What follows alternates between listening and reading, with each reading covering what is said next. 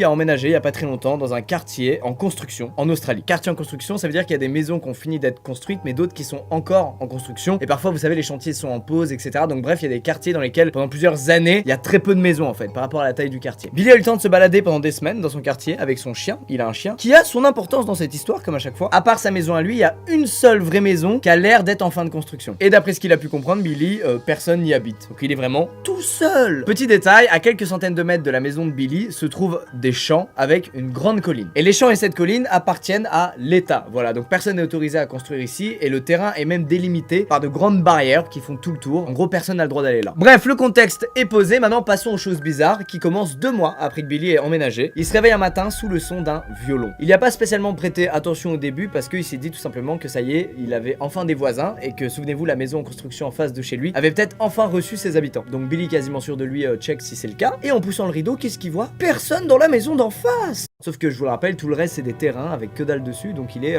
comme un combi. À partir de là, tous les 2 jours, il se passe la même chose. C'est-à-dire que Billy se réveille à cause du bruit d'un violon. Et au bout de 45-50 secondes, le son de violon disparaît. Au bout de plusieurs jours, un matin, Billy se réveille une énième fois sous le bruit du violon. Et il se dit, bon vas-y, peut-être je vais check quand même par la fenêtre, voir si je vois quelque chose. Et il voit, en haut de la fameuse colline dont je vous ai parlé, entourée par des champs, une silhouette de quelqu'un.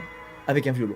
On est le matin, très tôt, le soleil est en train de se lever, donc il n'y a pas une grosse luminosité ambiante. Mais Billy distingue cette silhouette, et surtout, il arrive à distinguer un détail important. La silhouette fait comme une sorte de valse, c'est-à-dire qu'elle tourne lentement, en cercle, tout en jouant du violon. Billy va ensuite quitter la personne des yeux pour ramasser son petit journal du matin. Pendant qu'il regarde plus la personne, le bruit de violon s'arrête. En toute logique, notre ami relève la tête pour re-regarder la silhouette qu'il a vue au loin. Et effectivement, la silhouette ne joue plus du violon, ne danse plus et est parfaitement immobile en regardant dans la direction de Billy. Les deux restent comme ça pendant, d'après les propos de Billy, 30 secondes. Et puis, il décide de rentrer dans sa maison et d'arrêter ce petit jeu de regard parce que c'est quand même un peu creepy. Sauf que, après ce matin-là, il y a des trucs plus creepy que ça qui commencent à arriver autour de la maison de Billy. Il remarque qu'il y a des empreintes de pas sur les propriétés environnantes, mais c'est pas ces empreintes de pas à lui et il les a jamais vues avant. Mais au truc un peu bizarre, il a aussi entendu des bruits de pas autour de chez lui, comme si quelqu'un se baladait dans sa rue. Alors qu'il n'y a rien dans sa rue, je le rappelle, tout est en construction. Au travail, il a aussi reçu des appels où quand il décrochait, la personne qui a appelé raccrochait immédiatement. Enfin bref, c'est plein de petits éléments comme ça mis bout à bout qui sont un peu chelous. Mais Billy il se dit, ça reste des empreintes de pas, il y a des chantiers un peu par ici. Bon voilà. Bref, ce soir-là, il est en train de jouer et il décide d'aller prendre à boire dans son frigo, situation classique. Et en revenant vers son bureau, il voit par la fenêtre de toutes petites lumières. Il comprend pas ce que c'est, donc il se rapproche de la vitre. Il colle quasiment son nez contre la vitre pour fixer ces 2 petites lumières sans comprendre ce que c'est. Lorsqu'il réalise que c'est pas des lumières,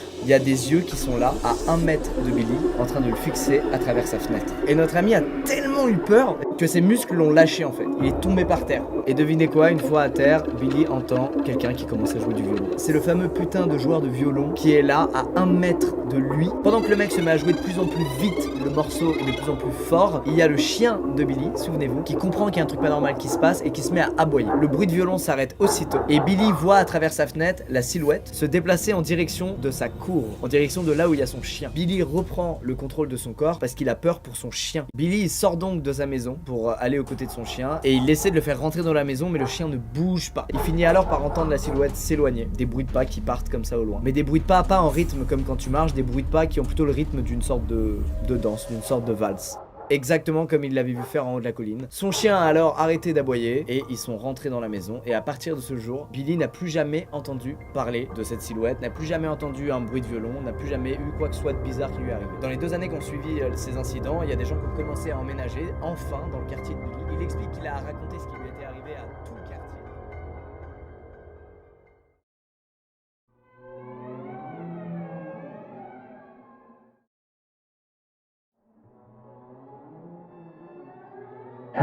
Évidemment, ça devait provenir du sous-sol.